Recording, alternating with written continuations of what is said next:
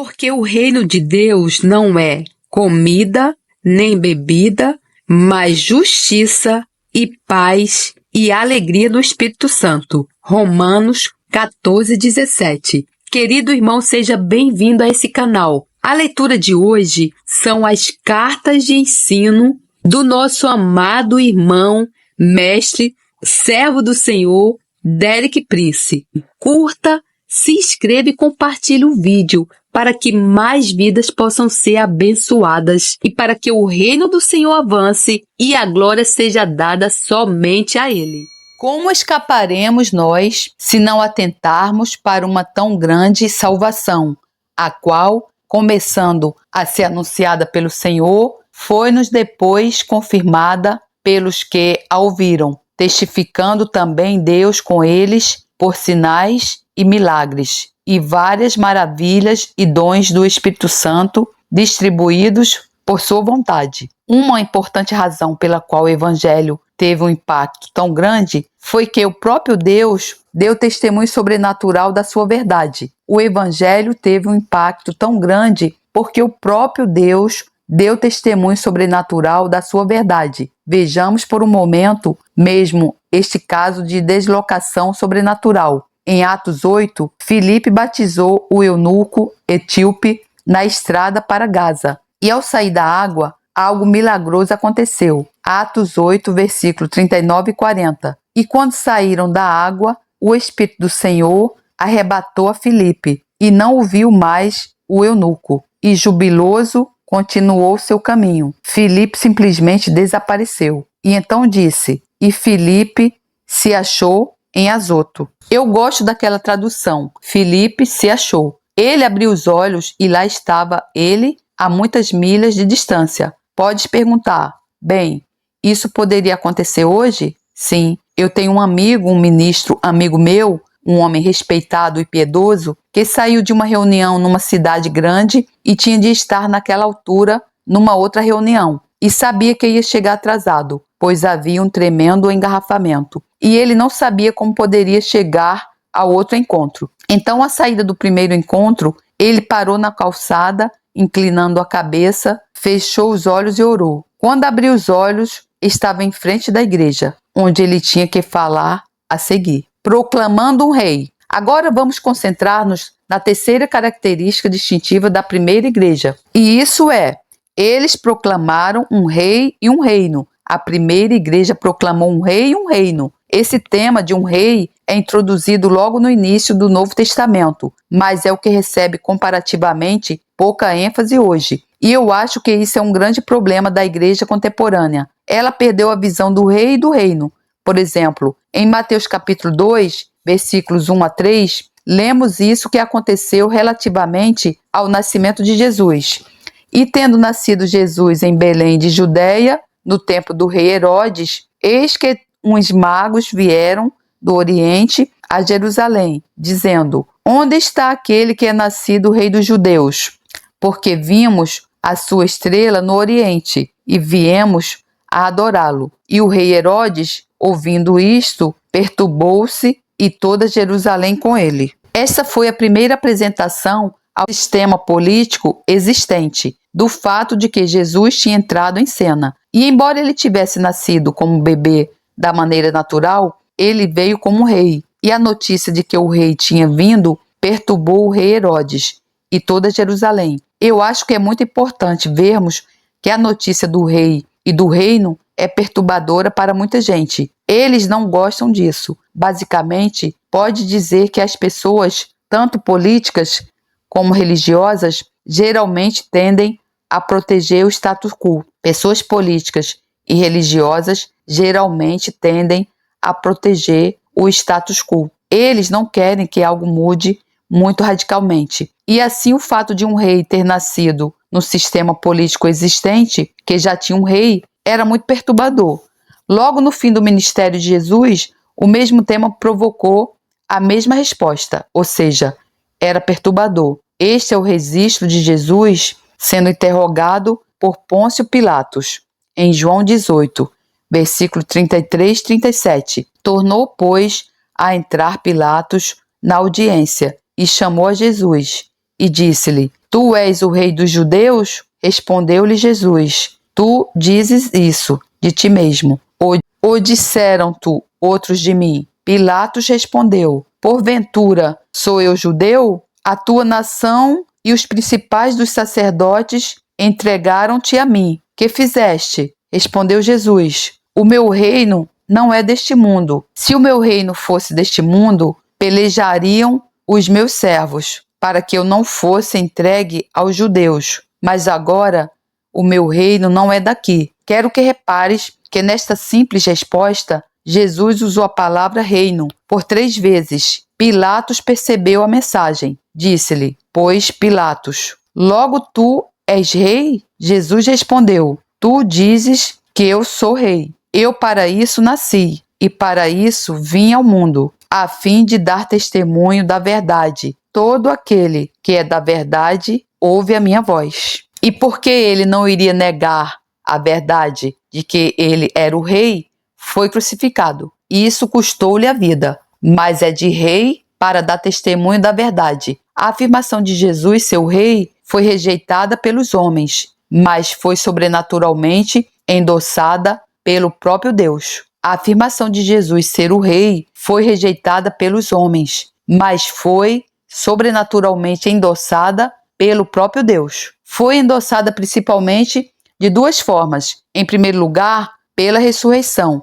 A ressurreição de Jesus foi a vindicação de Deus, de que as afirmações de Jesus estavam corretas. Paulo diz isso a respeito de Jesus em Romanos 1, versículos 3 e 4. Não é uma frase completa, mas traz à tona a questão do que eu te estou transmitindo. Acerca do seu, de Deus, Filho, que nasceu da descendência de Davi, segundo a carne, declarado Filho de Deus em poder, segundo o Espírito de santificação, pela ressurreição dentre os mortos, Jesus Cristo, nosso Senhor. Vê que foi a ressurreição dos mortos provocada pelo poder sobrenatural do Espírito Santo, que afirmou e endossou a afirmação de Jesus. Ele ser o Filho de Deus e proclamar que Deus o reconheceu como Senhor. Em segundo lugar, houve endosso adicional sobrenatural desta reivindicação no dia de Pentecostes, quando o Espírito Santo desceu e encheu os crentes primitivos e toda Jerusalém foi agitada, quando foi pedido a Pedro que explicasse o que tinha acontecido e por que. Esta é a parte da resposta que ele deu em Atos capítulo 2, versículo 32 e 33. Ele disse: Deus ressuscitou a este Jesus, do que todos nós somos testemunhas. Já tenho apontado que os apóstolos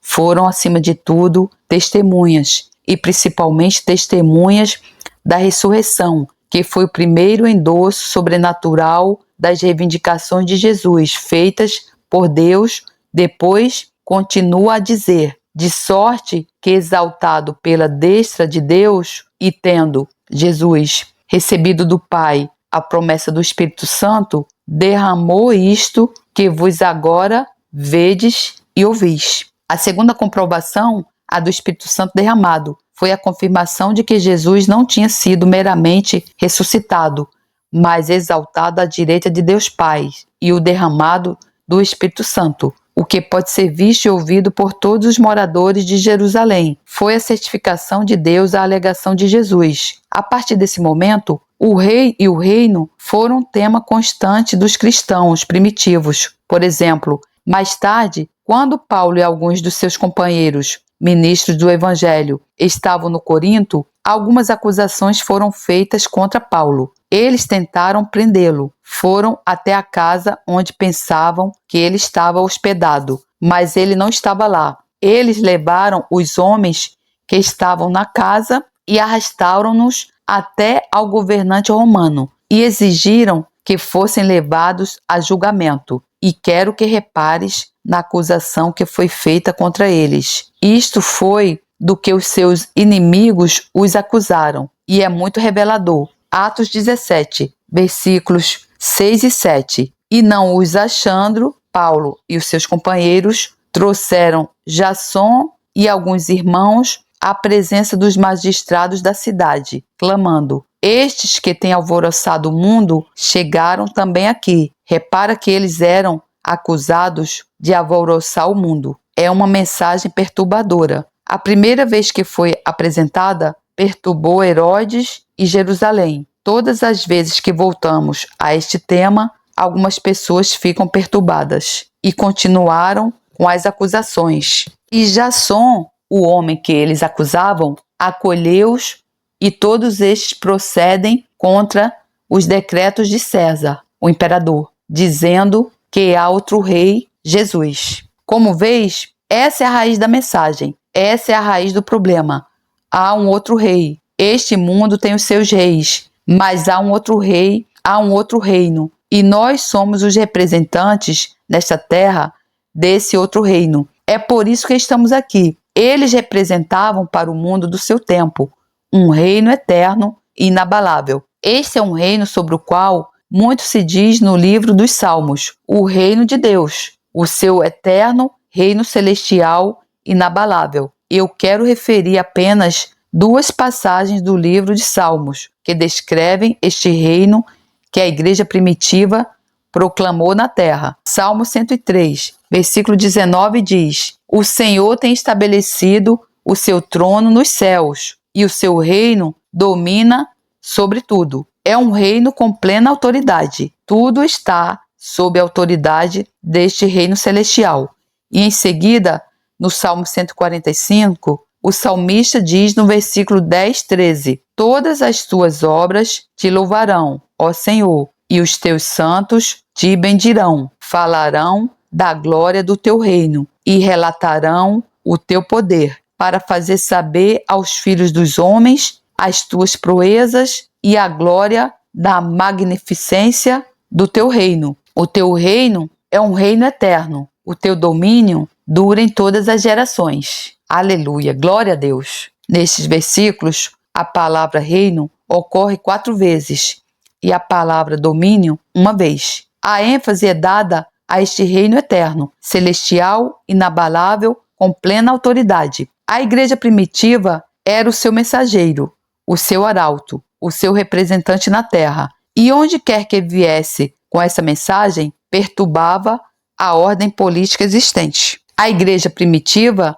era o mensageiro, o arauto, o representante na terra do eterno, celestial, inabalável reino de Deus, cheio de autoridade. E então o escritor de Hebreus diz assim, em Hebreus 12, versículos 28 e 29. Por isso, tendo recebido um reino que não pode ser abalado, retenhamos a graça, pela qual sirvamos a Deus agradavelmente, com reverência e piedade, porque o nosso Deus é um fogo consumidor. Assim, mais uma vez, o testemunho é este: o reino que representamos, o reino em que fomos incorporados, o reino que está vindo através de nós sobre a terra, é um reino celestial, é um reino eterno, é um reino que não pode ser abalado. E no meio do colapso, da catástrofe e do medo, eles próprios foram inabaláveis, porque representavam um reino inabalável. Eles próprios foram inabaláveis, porque representavam um reino inabalável. Sugiro que o nosso mundo precisa desta mensagem hoje, a mensagem do reino inabalável, à espera do regresso do rei. Vou agora salientar a 4ª característica distintiva, que muito naturalmente se segue à 3ª. Os membros da primeira igreja não apenas proclamaram o rei, eles também aguardavam com expectativa o iminente retorno do rei. Eles foram, em certo sentido, apenas fazendo um trabalho que tinha de ser feito para preparar o caminho para o seu regresso. Mas o objetivo final do trabalho que estavam a fazer era garantirem que ele regressava. Essa foi para todos a motivação suprema, a alegria suprema, o propósito final de estarem vivos, de estarem prontos e terem executado a sua tarefa na preparação do caminho para o retorno do seu rei. Encontramos isso registrado de forma consistente na primeira epístola de Paulo aos Tessalonicenses. Vamos ler 3 passagens sucessivas dessa epístola. Primeiro de tudo, 1 Tessalonicenses, capítulo 2, versículos 19 e 20. Paulo, escrevendo aos cristãos, ali diz: porque qual é a nossa esperança, o gozo, o coroa de glória? Porventura, não sois vós também diante do nosso Senhor Jesus Cristo em sua vinda? Na verdade, vós sois a nossa glória e gozo. Este foi o motivo para o seu serviço, porque eles estavam ministrando aos crentes, edificando-os, procurando torná-los o tipo de pessoas que Deus desejava que fossem, porque quando o Senhor Jesus voltasse, eles seriam a sua coroa, a sua alegria e a sua glória na sua presença. Estavam sempre ansiosos por esse momento glorioso, o retorno do Rei. Essa foi também uma motivação contínua para a santidade na sua vida pessoal. O motivo para o seu serviço, a motivação para a santidade, o retorno do Rei. No próximo capítulo de 1 Tessalonicenses, capítulo 3, versículo 12 e 13, Paulo diz assim: e o Senhor vos aumente e faça crescer em amor uns para com os outros e para com todos, como também o fazemos para convosco, para confirmar os vossos corações, para que sejais irrepreensíveis em santidade diante de vosso Deus Pai, na vinda de nosso Senhor Jesus Cristo, com todos os seus santos. Como podes verificar, eles têm a motivação para serem íntegros e santos. Eles sabiam que em devido tempo o rei ia voltar e iam reunir-se perante o rei, iam apresentar os seus convertidos, aqueles a quem eles haviam trazido ao Senhor, para o rei. O rei, por sua vez, ia apresentá-los ao seu pai.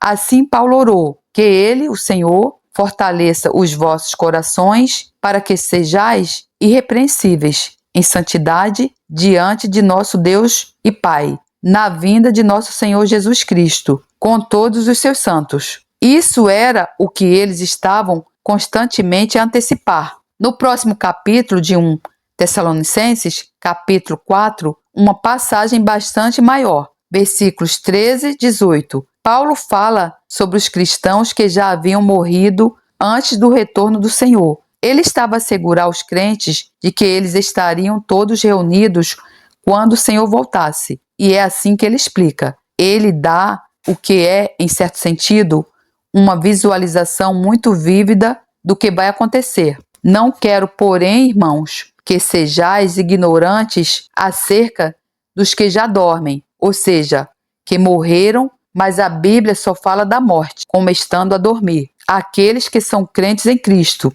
Essas são as únicas pessoas para quem morrer é simplesmente adormecer. Elas acordarão na manhã da ressurreição, para que não vos entristeçais como os demais, que não têm esperança. Que frase trágica! Aqueles que não conhecem o Senhor não têm esperança na morte. O livro de Provérbios diz: os justos têm esperança na morte, porque se cremos que Jesus morreu e ressuscitou, assim também aos que em Jesus dormem, Deus os tornará a trazer com ele. Repara, trazer com ele. Estavam ansiosos para que Jesus chegasse e que aqueles crentes viessem com ele. Dizemo-vos, pois, isto, pela palavra do Senhor, que nós, os que ficarmos vivos para a vinda do Senhor, não precederemos os que dormem. Repara que a finalidade é a vinda do Senhor, porque o mesmo Senhor descerá do céu com alarido, e com voz de arcanjo,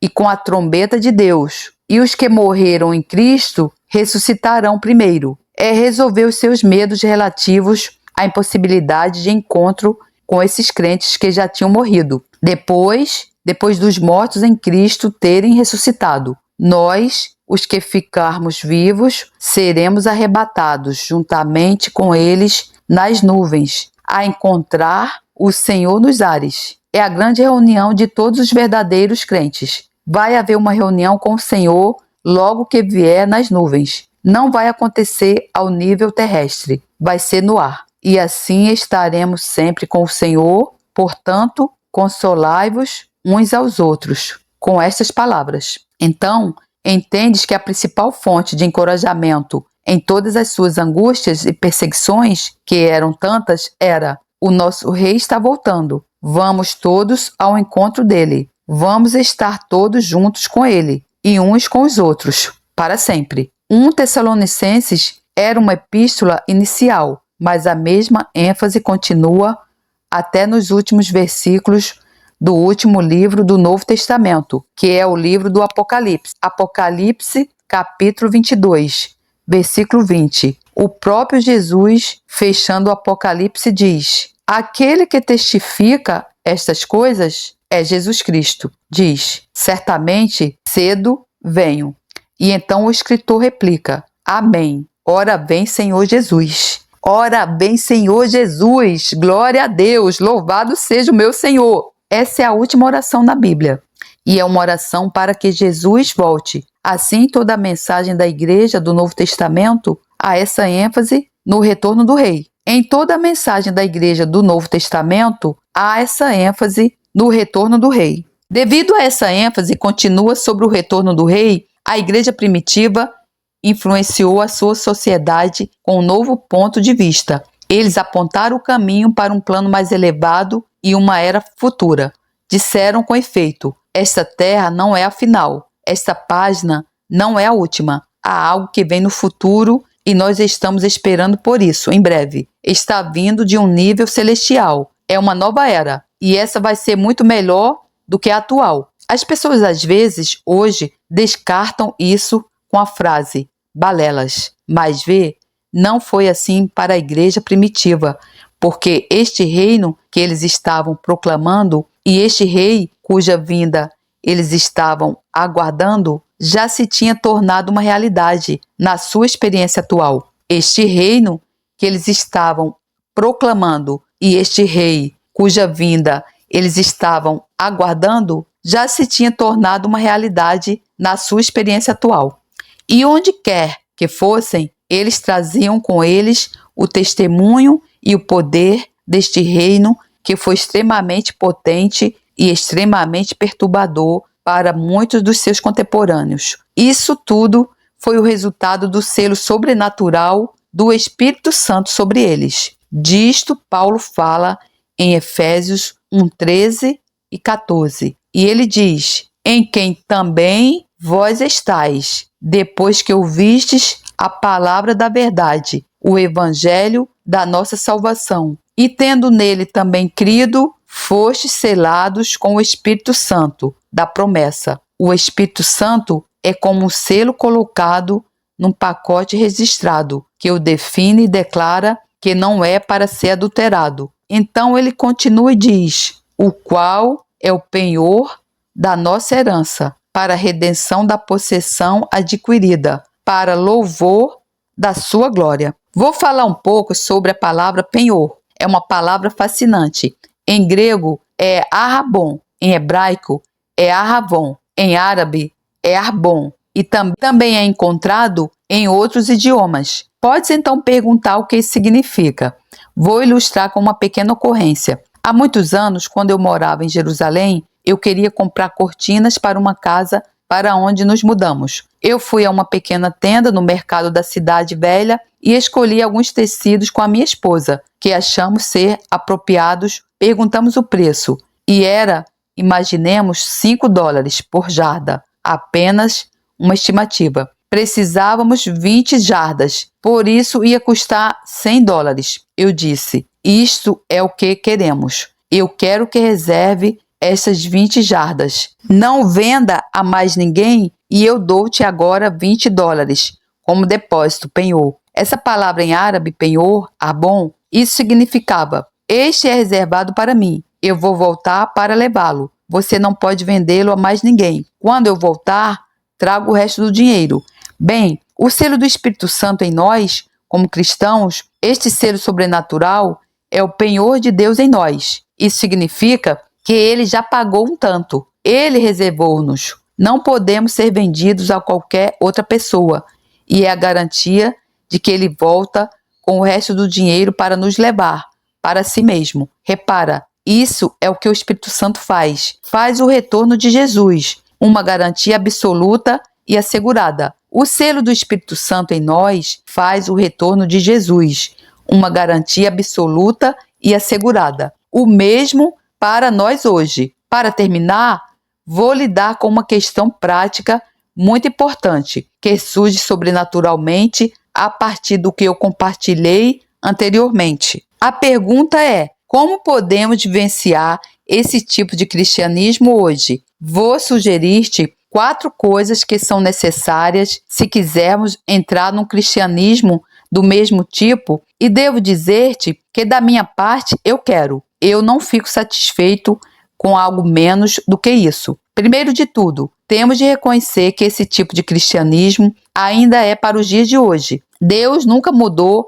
as suas especificações. Ele nunca retirou a arca, a primeira igreja, nem disse que está fora de prazo e agora eu tenho uma versão mais moderna. Era certo da primeira vez, estava certo quando foi lançado e é ainda melhor do que qualquer um dos substitutos que estão sendo oferecidos hoje. Ainda existe hoje para nós por muitas razões. Vou dar-te a razão principal. Deus não muda. Ele diz que com ele não há mudança, nem sombra disso. Hebreus 13, 8 diz-nos que Jesus Cristo é o mesmo, ontem e hoje e eternamente. Continua o mesmo. Hebreus 9,14 diz-nos que o Espírito Santo é o Espírito eterno. Ele não muda com o tempo. Assim, os grandes elementos centrais da primeira igreja do Novo Testamento ainda são os mesmos hoje.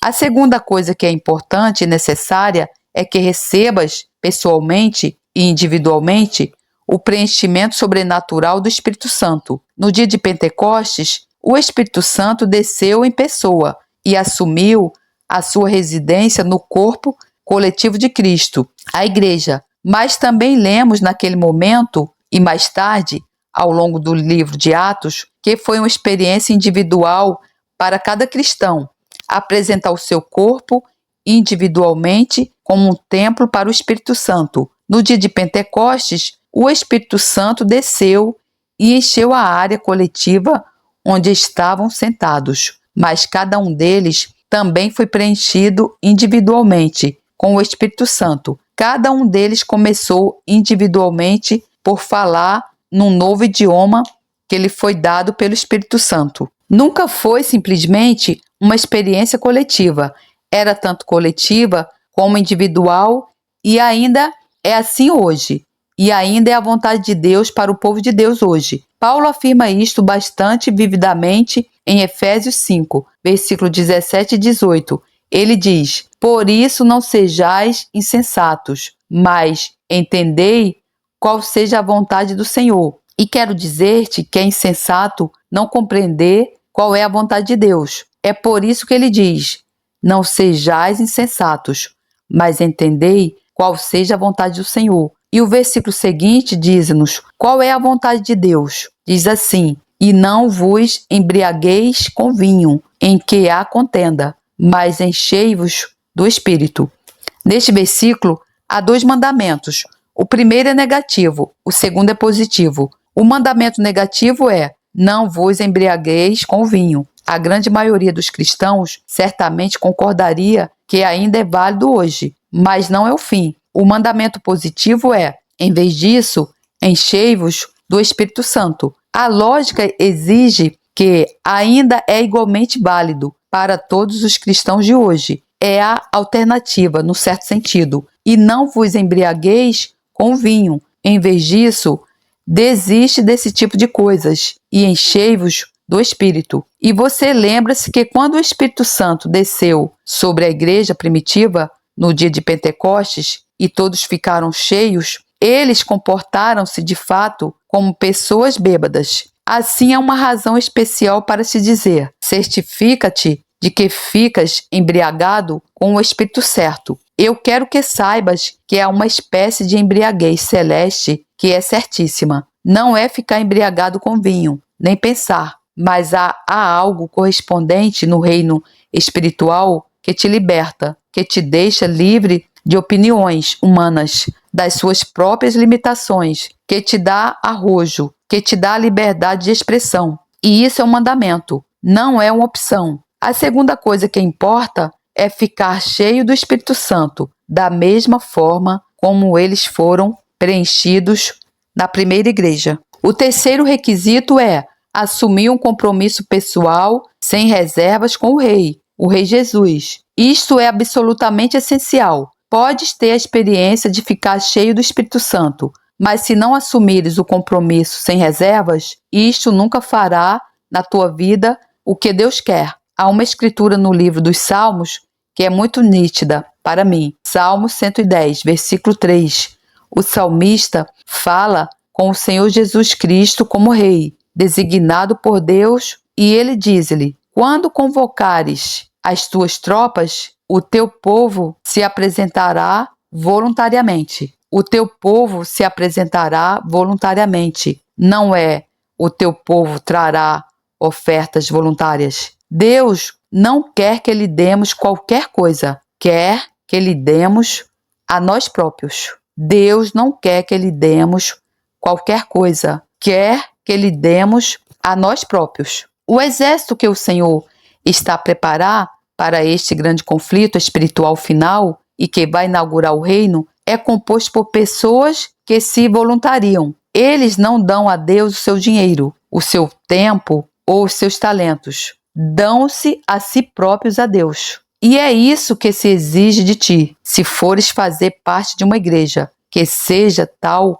como a primeira igreja. Eu já mencionei 3 coisas importantes para fazeres se quiseres desfrutar o tipo de cristianismo tal como fizeram na primeira igreja. Em primeiro lugar, reconhece que isso ainda é para hoje. Em segundo lugar, recebe a plenitude, o enchimento sobrenatural do Espírito Santo individualmente, da forma como fizeram na primeira igreja. Em terceiro lugar, assume compromisso pessoal sem reservas ao Rei. Entrega-te voluntariamente ao seu exército. E em seguida, o quarto, está muito próximo disto e é também importante. Identifica-te com a vinda do seu reino. Repara, esse é o grande objetivo que tem sido elaborado na terra, hoje por Deus. A vinda do reino de Deus sobre o Rei Jesus. O grande objetivo que tem sido elaborado na terra hoje por Deus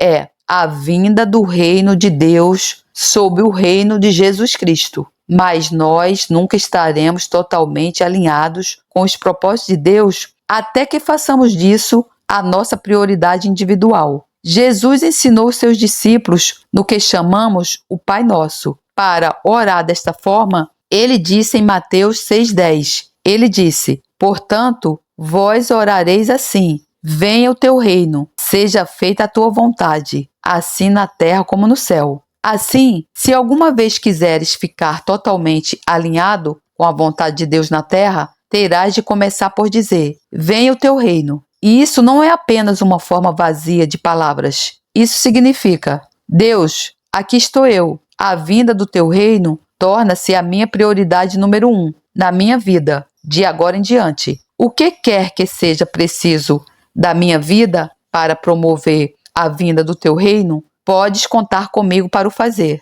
É identificar-te com o propósito supremo e final de Deus para esta terra e para esta era, que é a vinda do reino de Deus. Enquanto tens estado a ler esta carta, eu confio que o Espírito Santo te tenha tocado o coração. Espero que de alguma forma tenhas tido uma visão de algo que te tenha entusiasmado e que tenha sentido a impressão que de alguma forma Deus quer que estejas muito mais envolvido do que tens estado até agora. E assim, no fim desta mensagem, a primeira igreja, quero terminar com um desafio pessoal para ti. Enquanto tens estado a ler, o Espírito Santo tem estado a trabalhar comigo. Se o teu coração foi tocado e começaste a vibrar interiormente com a realização e a visão de que há muito mais e não estás satisfeito onde estás, eu quero convidar-te agora,